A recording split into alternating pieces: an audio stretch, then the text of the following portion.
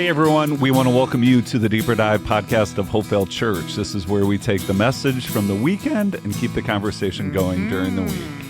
I'm Dan Davis, senior pastor here at Hopevale. We're in the Great Lakes Bay region of mid-Michigan, which is Saginaw Bay City and their surrounding areas, and as always, joined by Cathy Davis. Here I am, present and accounted for, ready to go. Accounted for and wearing short sleeves. Somebody's got to do it. I know. It's April. Here we go. Sun's out. Finally, right? Yoo-hoo. Yeah, so good. And here we are, day 2 of this 8-day stretch called Holy Week, the week that changed everything. Right. Yeah. I know it's just, I think for a lot of us, we've had parameters around this week from either the traditions we grew up in or, I don't know, maybe it's new to a lot of people. Like they didn't grow up in church and they're like, okay, Palm Sunday to Easter, that's a stretch where I can focus and see more of who Jesus was and why he came. Yeah. So it's an important week. Totally. Important week. Yeah. Totally. Yeah, and yeah. as we were talking off mic, the first week here that has been a non-Galatians podcast for quite some time. Yeah? I mean, it's 3 months, right? We went through Galatians. Yeah, and definitely. so it is kind of strange to like transition out, but I feel like you teed us up. Like Galatians and all the teaching in Galatians teed us up to go through this Holy Week, right? So here's what's wild, Yeah. if you think about it, right? The Jesus we saw yesterday in those 2 passages from the Gospels is the same Jesus that Paul encountered on the road to Damascus. I mean, it really is, right? Right. Yeah, it's pretty powerful. And then the journey that Paul took after that to be what he calls the apostle to the Gentiles and writes these incredible anthems of grace that we've unpacked, at length these last 3 months. So it's so good. And then it really does build a bridge to yesterday and everything going on this week. So Right. So we've got a lot of great things to talk about the actual story of Palm Sunday. But yesterday you kind of let us in with a story about a trip you took to Israel. And I know you've taken 2 trips to Israel with Hopevale. And Pete's running the tech show here today, and Pete's like, woohoo, yeah. Because Pete and Dan love Israel. A lot of people love Israel. So there's a lot of ways that God worked in your life through those trips to Israel. And I was really glad you got to share one of those yesterday. So I just wanted to know why that one jumped out at you and kind of why you decided to lead with that yesterday. yeah, we don't have grandkids yet, right? Right. So as far as we know, yeah. I've heard... They haven't told us, they haven't texted us any news. That's so good. So I've heard that like grandparents is like, you don't have to take much before they just start talking about their grandkids, right? Yeah. Like I'm like that about Israel. You are. Right? Yeah. You really are. But, seriously though, we went in 2017, 2019. We were scheduled to go in 2021. Pandemic shut that down. We bumped it up to 2022. We had to pull the plug on that because things just weren't coming back. And just recently, Pastor Pete and I have been talking with our tour company about something possibly in 2023. So I had Israel on the brain and the Israel trips on the brain. And so as we came to Palm Sunday and I was reading the passages and saw the Luke account and Jesus weeping, we'll get into that in a minute. I flashed back to the Dominus Flevit chapel there on the top of the Mount of Olives, and it really led me down there, and it led me down to the John 11 and all that. And again, I don't want to be that guy, but it's like, wow, it really is an incredible place. It's an incredible vista from where you are there. So there's like stuff behind the scenes that I didn't even get into. Give us one. Yesterday. Give us one. Okay, so if I quickly showed the chapel shaped in like the shape of a teardrop, right? Mm-hmm. Around the chapel are 4 vials, tear vials, and in ancient Middle Eastern culture, vials were used. They're called like tear catchers, and people used to have vials where the tears over mourning the loss of someone would be kept in these vials.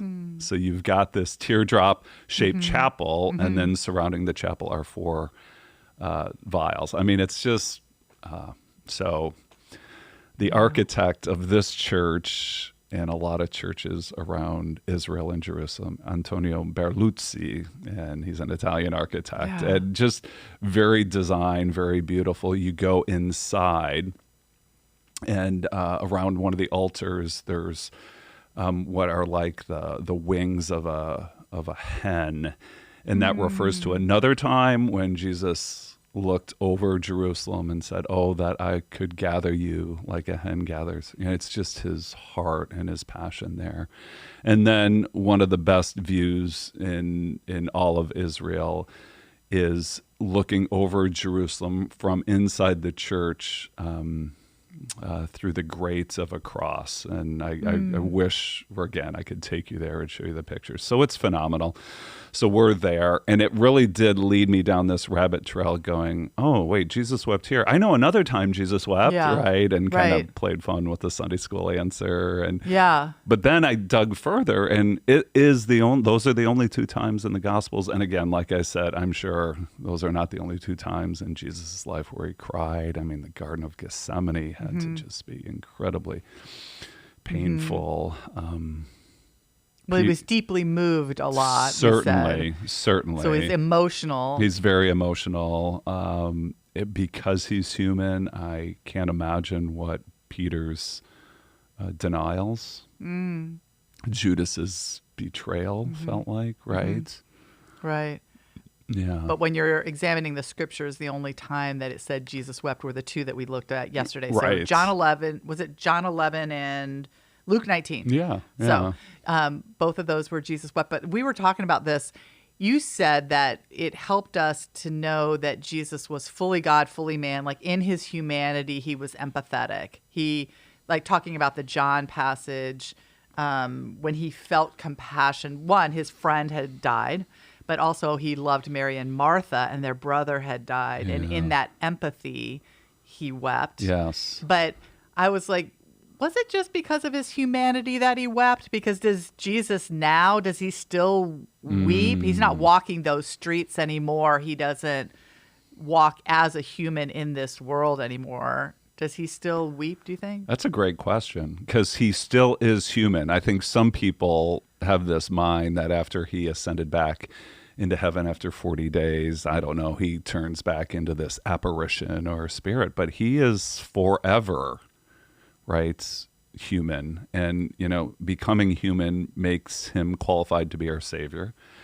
It's Paul's kind of in Romans where he talks about Jesus being the second Adam, right, to undo and overcome the fall of the first Adam. And it is why he is able to be not only, how does it go in Hebrews, you know, the one who offers the sacrifice and the one as a priest, but then the sacrifice himself, right? So he is in heaven. I gotta believe that there is still emotion, right? I don't think the Father, the Son, and the Spirit are devoid of emotion, right? Yeah. Right. Yeah. Yeah, so let's look at that John passage for a minute. And so that's when the story of Lazarus passing away.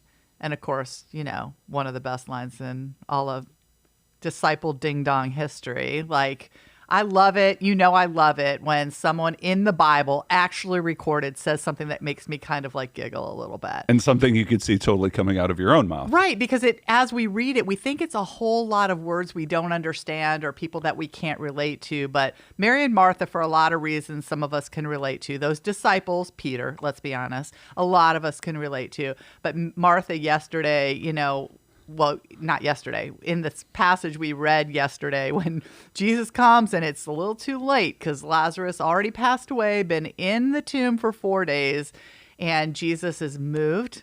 He's moved out of, again, because he lost his friend and because everyone else is weeping and showing all of this emotion. He is moved by that in sadness. And also, like you said yesterday, because this is not the way it was supposed to be. The theology behind that was we weren't supposed to have to experience the pain of death. So in all of that, so he's like, well, did I not say if you believe, you'll see the glory of God. Glory of God. So go ahead and roll that stone away. Yeah. And you're like sitting there. I mean, Jesus is right there. Martha's right there. She knows Jesus. She knows what he can do. Yeah. She's like, let me just state the obvious to the God who knows everything. It's going to stink. Sometimes, when you come to a passage like that, you're like, why did John. Luke, John in this case, feel like he's got to put it in there? Yeah, why did he? Yeah, what do you so there's a couple things. One, I think just the human element and whatever. But two, it's like it's just one more data point to go, okay, he really was dead. Oh, right. Right. He wasn't just in there playing solitaire. Right. Yeah, just waiting for. Right. And everybody right. knew. Right. Oh, and right. So I think, again, to highlight the reality and then the drama surrounding the story. Now, as much as you're like dogging on Martha. I'm not dogging. I'm relating to Martha. And I love how she states the obvious, and that gives me permission to state the obvious back to Jesus, too. So I did, for sake of time, I did kind of shortchange her because, like Mary, earlier in that John 11 passage, she too says, Lord, if you had been here, my brother would not have died. And it launches into this powerful passage, which not only applies to what's about going to happen to Lazarus, but what's going to happen to Jesus and what will eventually happen to those who believe in him, right? So is this John 11 or John 10? This is John 11, right? Lord, Martha said to Jesus, if you had been here, my brother would not have died, but I know that even now God will give you whatever you ask. Jesus said to her, your brother will rise again. Martha answered like a good Jewish woman. Yeah. Well, I know. Yep. He will rise in the resurrection at the last day, right? Right theological answer. Yeah. And then Jesus said, I am the resurrection and the life. The one who believes in me will live even though they die, and whoever lives by believing in me will never die. Do you believe this? Yes, Lord, she replied, I believe you are the Messiah, the Son of God, who has come into the world, right? I mean, this is so packed and rich. And to be honest, when people say, what does it mean to be a Christian?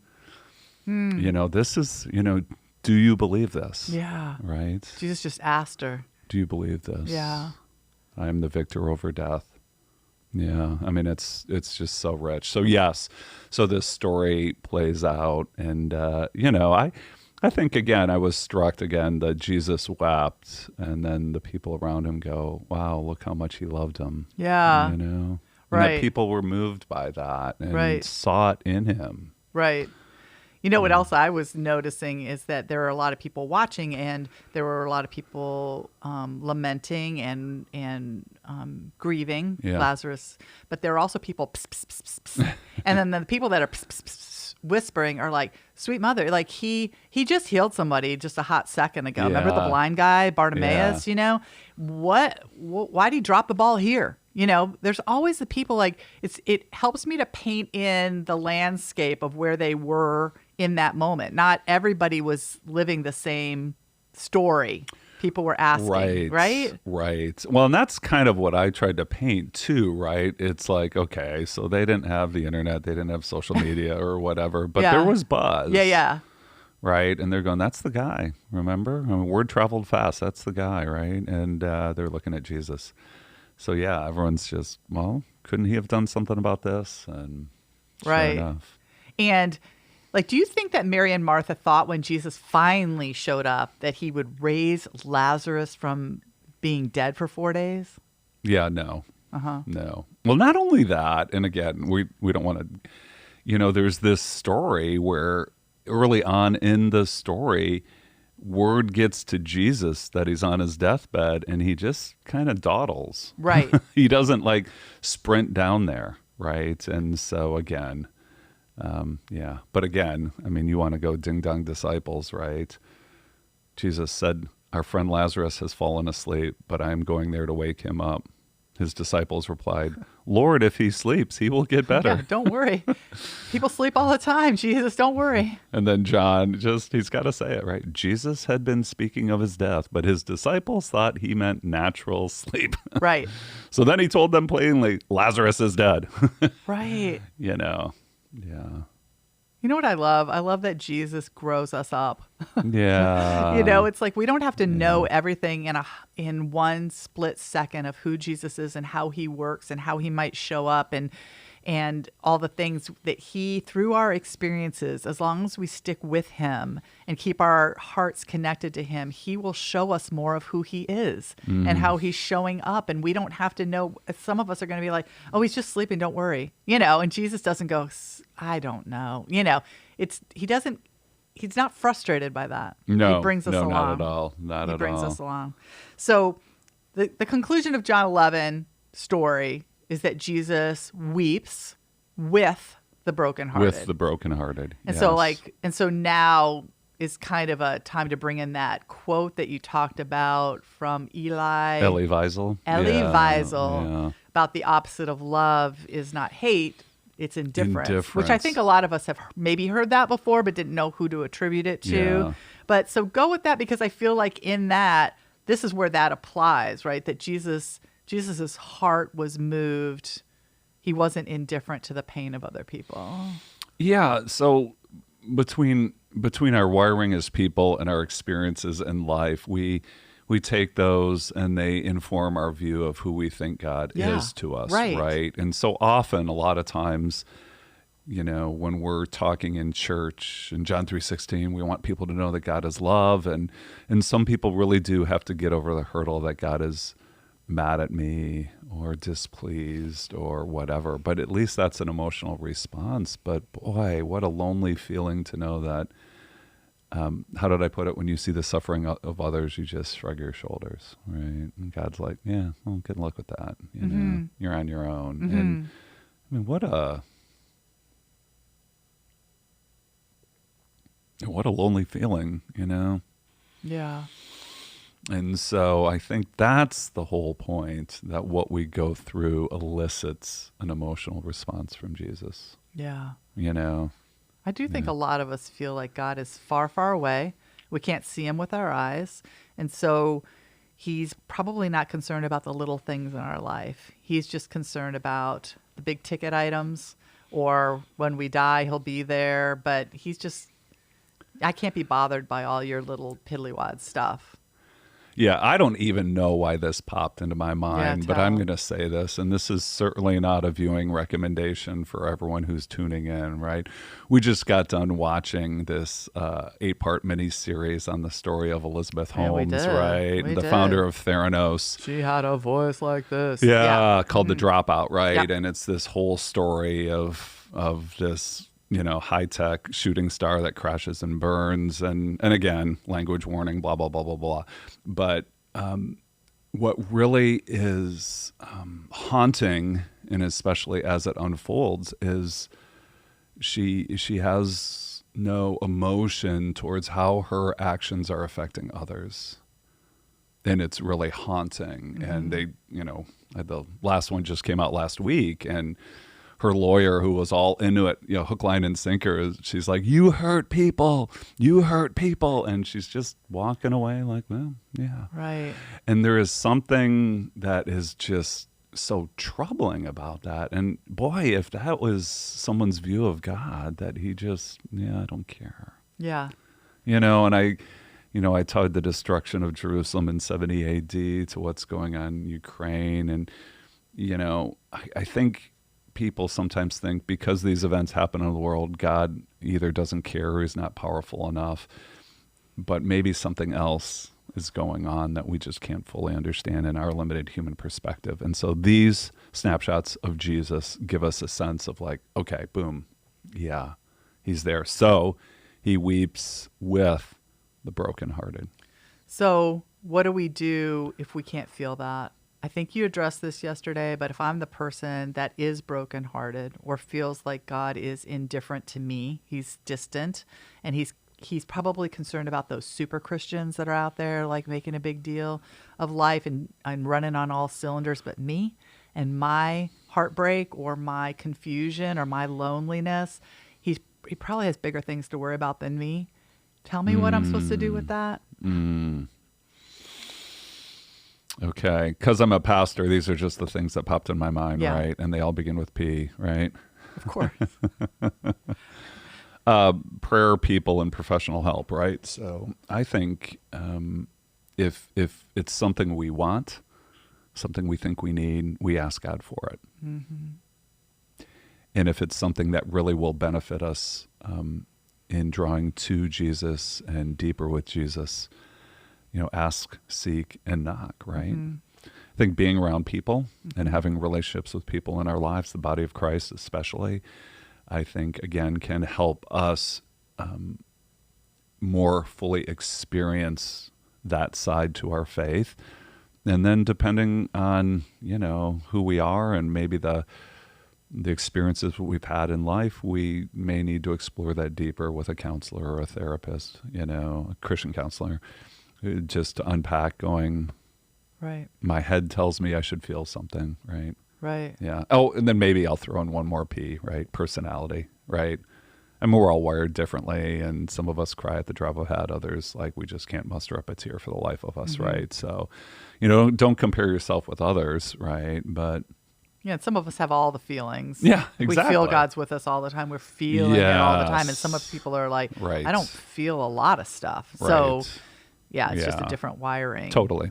Yeah. Right. So, I think those are different things. But, I think we shared this in the Galatians podcast. And this is just something that was a new or deeper enlightenment for me. I think that's a key role of what the Holy Spirit does in our lives. Of just making what we know in our heads come alive in our hearts. Amen. That's right. Yeah. Yeah. So I feel like we've talked a lot through Galatians about the process of sanctification, the process of growing in this faith and not going back and not adding on, but remembering the gospel and pursuing Jesus and keeping in step with the Spirit and all the things that all the teachers were leading us in through the process of Galatians. I feel like when you say prayer and when we talk about all those things, there's, for those of us that think prayer is just this, ask God for what you need, make sure your people are protected, make sure he provides for you, make sure all those things, and make sure that people, I pray for them because we need God to act. Their prayer is so much bigger than that, so that there can be this prayer that says, God, I don't feel you. Yeah. It's a conversation we can have with him by the grace of God, talking to the God of the universe that says, I feel alone. You said, I'm not alone. I feel like you're not concerned with my everyday life. My pastor told me yesterday that was wrong. You don't ever say that. Yesterday you said, if you feel this way, it's wrong. You're wrong. You're wrong because it's really not true. It really is not true. Yeah. And there is a truth. And so to talk about that, I know prayer doesn't feel that way to a lot of people, like it needs to be way more formal. But I feel like in a quiet moment, you can say those things to God. That's the kind of relationship he wants to build with us. Yeah, I've heard somebody say, simple definition for prayer is keeping company with God, right? Oh. And there really is. And I do think, especially in a very, high-tech, distracting world, that it's not just what we say to God, but just sitting and I would say listening, and I don't mean to make it overly mystical and not like we hear audible voices, but if God is real and the depths of our heart are attuned with him, we'll sense something. Yeah. Stirrings, nudges, clarification, right? And so, yes, definitely. Yeah. I love all of that. Yeah. But we can't forget the other weep. Oof. The other wept. See, the other wept was the name of the chapel is Dominus Flevit. Yeah, I know. So I know. I was trying to remember. That's kind of like my flexing, right? Oh, that's like I know 2 Latin words, right? So that's just I know. And none of our kids took Latin in high school either. No, so. But yeah.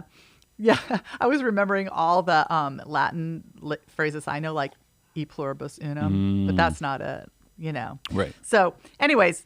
The Palm Sunday and the walk and the crying over Jerusalem. Yeah. Weeping over Jerusalem. Right. So uniquely in the Luke account. Yeah. Oh, right. And so all 4 accounts talk about Palm Sunday, though. Yeah, Interesting. Yeah, and then Luke, who's the doctor, who's like Mr. Technical, you didn't think he would like bring out the whole emotional Jesus wept over Jerusalem. I kept thinking, oh, that'd be John, the more emotional one. So why do you think Luke talked about it? And what hit you the most about that expression of Jesus's weeping? Well, I honestly don't know why Luke talked about it. I don't. But what I do think is the startling contrast. It's not just that Jesus wept, but why Jesus wept, and it's really different than John 11. It's Same weeping, different reason. Yeah, and that's why I'm like, wow, okay. He's moved, but he's moved out of a, how could you? Like, don't you see it? Don't you get it? And what are you holding on to? And what are those barriers? And, I think you and I have often talked about this. It's usually related to some version of pride or fear. We're too stubborn, we're too afraid to open the door to the possibility of what Jesus could give us, And so here he is, and he knows. And again, we got into a little bit of what happens then in history. Yeah. And leading up to what is a documented fact in 70 AD, right? And the destruction of Jerusalem, the looting of the temple, where even to this day, you can see those stones on the ground in Jerusalem, right? Yeah. And it's just, sad. Which by the way, in Jesus's time, we might remember those stories when Jesus and the disciples are walking by the temple, and they go, wow, what beautiful stones. And he said, Jesus says, it's going to be gone, or destroy this temple and I will build it in 3 days. And people had no idea what he was talking about. Yeah. I mean, things look just phenomenal, in the life of Jesus, and the sturdiness of the temple that Herod the Great had built, right? And so it's just like, oh, this is going to go on forever, right? And Jesus could see ahead. And when we talk about prophecy, a lot of times there's like a near-term prophecy and a long-term prophecy, right? So I do think that's kind of what's going on here. He has 70 AD in mind, but he's also has, I think, eternity in mind. And so it just saddens. I mean, Jesus takes no delight in human suffering. Right. But like I said, sometime in the message, the story of the Holy Week is the story of God's love, but the story of Holy Week is also the story of God's justice. Mm-hmm. And that's what the cross is about. Right. Right. Explain that quickly. Yeah. Sin is real. Yeah. Sin has consequences. Sin needs to be punished. And Jesus bore the righteous wrath of God on our behalf on the cross to satisfy justice. And this gets back to the humanity of Jesus. The reason Jesus could be a perfect sacrifice is not only that he was human, but he lived a morally perfect life. Right. Right. The Lamb of God without blemish who takes away the sins of the world. Yeah. So all that, right? Somebody had to die. Their sacrifice had to be made for this sin in my life. Right. In everyone's life. Right. As the writer of Hebrews says, without the shedding of blood, there is no forgiveness of sin. And right. So, so this is what it is, right? The justice. Mm-hmm. Yeah. So I loved yesterday how you brought in the John 3 passages yesterday. And, even though a lot of us are familiar with John 3:16, and maybe it was another of our memory verses, maybe we memorized as a kid, but it can become kind of like, I've heard that before. But just like we learned in Galatians, or relearned, that passages take on more meaning when they're in context. So you went on from John 3:16 and went to 17:18, and that helped me even more to hold on to what Jesus really did on the cross, and how important this, when we say 8 days that changed the world, 8 days that changed the world. Yeah. Like, had he not come, where would we be? And so I thought I'd give you a minute to talk about why you chose to bring those in, and the impact of those verses on how we look at the next week. Yeah, it's funny to hear you talk about John 3:16 that way, because there is like 17, 18, you go, wow, that escalated quickly, right? Yeah, yeah. But it's like going from 2D to 3D or 3D to 4D. It's like it's not undermining what is said in John 3:16, and that's beautiful and wonderful on its own, but it's like, okay, this just is adding layers, right? Yeah. For God did not send his son into the world to condemn the world, right? Which again, wow, how many people view Christianity as just a language of judgment and condemnation and finger wagging and shaming, right? No, the heart is one of rescue. Yes. Right? But, verse 18. Verse 18 to me felt like what Jesus was communicating in Luke 19, right? Whoever believes him is not condemned, but whoever does not believe stands condemned already because they have not believed in the name of the one and only Son of God, right? Yeah. And so it's this, wow. And it's like, I got to pull this up really quickly, right? And so in Luke 19, when Jesus, makes that comment, he said, if you had only known on this day what would bring you peace, but now it's hidden from your eyes. You did not recognize the time of God's coming to you, not because of the blindness of your eyes, but the hardness of your hearts, not because you were unable to see physically, but you were unwilling to accept spiritually. Mm-hmm. And that's just, it's sobering. Mm-hmm. And the implications of that in this life and the life to come. And this incredible offer of the experience of God's love, people's unwillingness to humbly and gratefully receive that. So, yeah. I mean, you talked about hell yesterday. Yeah. So, yeah. And that concept of why was Jesus weeping? Why was this such a big deal? It wasn't just that they were missing out on having a BFF in Jesus, but it was like they were missing out on the judgment and the justice and you're condemned already because of the hardness of your hearts instead of receiving this free gift that Jesus has purchased for us. And condemned already means separation from God in this life and the one to come. That's not just that doesn't seem too bad. It's just not heaven. Like it's a real thing. Yeah. And it's a serious business. It is. And that's what makes the agony in the Garden of Gethsemane so intense. It's not just Jesus going, I'm not ready to die physically yet, but knowing that the one who shared perfect fellowship with his Father in all eternity past as part of the loving unity of the Trinity would now be separated from him and have the sins of mankind laid upon him. Mm-hmm. And the wrath, not the fly off the handle anger, but the righteous judgment of the Father laid on him. I mean, it's just of this God of holiness and righteousness and justice. So, yeah, this is, yeah. And then to draw back into what we experienced in Galatians, the free word. Yes. Living oh my free. gosh. And so like the reason we can experience that free, living free is because of what Jesus chose to do in these 8 days that changed the world. Yeah, no question. I mean, that's so good. And then again, the perspective, if we can dial into that and allow God to impress that more and more on our hearts, how the things of this world just pale in comparison to the fact that we've been declared free and righteous because of what Jesus chose to do on our behalf, and then reveal to us so that we could respond to him, because there's no guarantee that we would have seen it. Our hearts could have been hard too.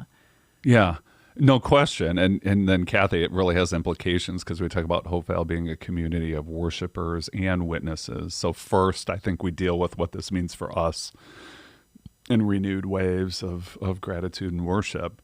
But then we turn our eyes outward and in loving compassion go out. And we want people to enter into the experience of John 3:16. Yeah.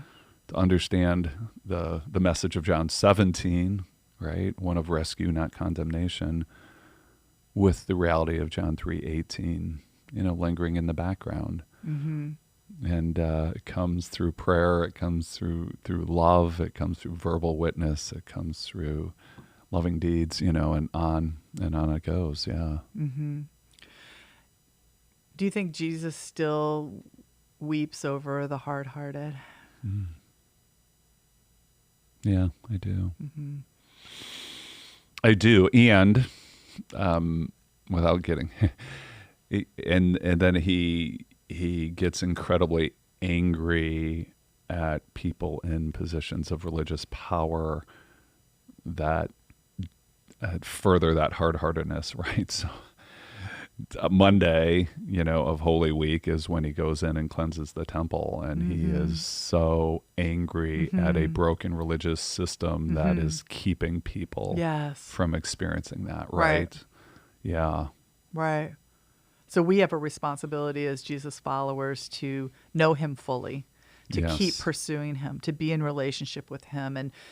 And I feel like that. I feel like you talked yesterday, like some of us as Christians see God more fully like this, and some people see him more fully like this. Like we see different parts of his character. But as we grow in him, he's coloring in this picture of who he really is, the hugeness and totality of who he is, and opening our eyes more and more to embrace him, not just as king, but as, as servant, not just as justice bringer, but as, it's just, we all have tendencies, but the reality of him is so much bigger, and we need him to inform that in our hearts, because how we show up in this world needs to bring the fullness of Jesus. Yes. And okay. So yes, definitely. We have these different experiences, different hurdles, different barriers to overcome, but then also, this is where the church comes in. This is where we need other people, because they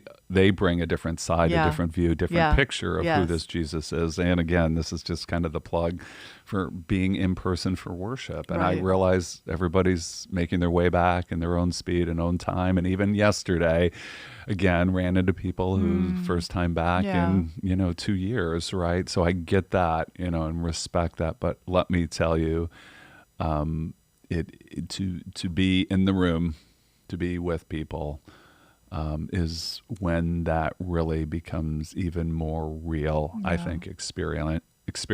Grateful for what we're able to provide online, and our live stream. But boy, and to think that we get to just build up to that Thursday, Friday, Saturday, Sunday. So phenomenal. Give us something for this week. And it is the 8 days that changed everything, and how we walk through it as believers and want to experience the fullness of who God is. I know you went through all the practicals of when we can show up on Thursday or Easter FX or Sunday services, but just, you personally, how you're going to walk through this week, or what you're hopeful for as our pastor. What do you think? Well, you and I were talking this morning off mic, I think to the extent that we can declutter our week, there's certain obligations where we've got to be present and show up, but maybe to not add more than we need to, right? Because I think there is a sense of not just what's on our schedule, but what's occupying our mind. And if we could just need to say a few no's this week, so that we can be present, what the Lord wants to say to us. I think that would be our encouragement. You and I have talked, we've moved a couple things around, and, it'll be waiting for us on the other side of Easter, but again, it allows us to do that. And then I think just really to be open to experience and to receive from expected and unexpected channels. So if I'm in the service Thursday, maybe it's going to be one of the pastors reading from one of the passages and a verse striking me in a way that it never has before, or, the lyric of a song, or anything like that. Really excited to see what Next Gen is doing with the Easter FX experience, which, got word yesterday that there's already 400 something people, who've committed to sign up, which is phenomenal, right? And I just love that this story, that even if we've been around for a while, that's familiar to us, can speak to us in new and fresh ways, taking us further and drawing us deeper with the Lord is phenomenal. So, yeah, that would be my encouragement as well, as from an adult woman or man who's carries extra things into an Easter week, that it kind of, we relate to it at Christmas time too. It's like there's the secular holiday, and then there's the spiritual significance. And a lot of us are trying to to balance both, Easter eggs aren't all bad, Easter outfits aren't all bad, Easter ham, not all bad, whatever. These are fun things. You got a big dinner coming up. You're looking up recipes, running to the store, trying to balance your kids' expectations. You're trying to do all the things on top of, I want to go deeper with Jesus this week. And so it's okay to not do it all. You're getting the permission from us. It's okay if it looks different than it did last year because Jesus has got something different for you this year. It's okay. It's okay if you try something new like the Easter FX or something else, some other practice you put in your life this week. But you don't have to do everything. Right. You don't have to juggle both. And it doesn't have to look like somebody else's. Definitely. So yeah. And I love what you said. Right? It's not an either or. Yeah. I mean, all the eggs and the dresses and the meals. I mean, that's good, right? Mm-hmm. Well, the candy. Come on. Yeah. Okay. So this is like such the icebreaker question, right? What is your go-to Easter candy? I mean, I know. Does our listening audience know? We've been through this a million times. Sometimes I go, I want to talk about this on your podcast. You're like, I talked about that last year, and I'm like, well, we all know this one. I mean, you know it. It's the Reese's peanut butter eggs. It's those eggs. And now they do them in all the shapes for all the holidays and whatever. But the egg is the OG. And it's like, there is no mistaking it. Yeah. There. Good. You know why I asked you? No. Because a few weeks ago, I referenced something about how I like sticky notes and Post-it notes. And people have given me... Don't send me the eggs, please. I'm trying to downshift. I'm trying to downshift from the eggs. But, yeah. No. That's shameless funny. Plug. Yeah, no. Oh, hey, okay, this has been good. Okay, so programming notes. Yep. We are not on next Monday. No Monday. No. Mm-hmm. Easter celebration, Easter recovery, all of that. But we'll dive back into that the following week as well, right? Yep. Are we going to see you there? I don't know. We'll see. I haven't looked ahead. I know. Who knows what's happening in 2 weeks? Well, hey, once again, we want to thank you for listening today. And as always, we invite you to join us again next time when we take a deeper dive. Happy Easter. Thank you for watching the Deeper Dive video podcast. To check out our full library, make sure to subscribe by clicking the button below. Also, make sure to select the bell icon in order to be notified of any new content as it is posted. If you would like to give to the Lord here at Hopevale and support the ministry, you can give by visiting hopevale.org/give. Thank you again for joining us today. We look forward to seeing you and your family at Hopevale Church.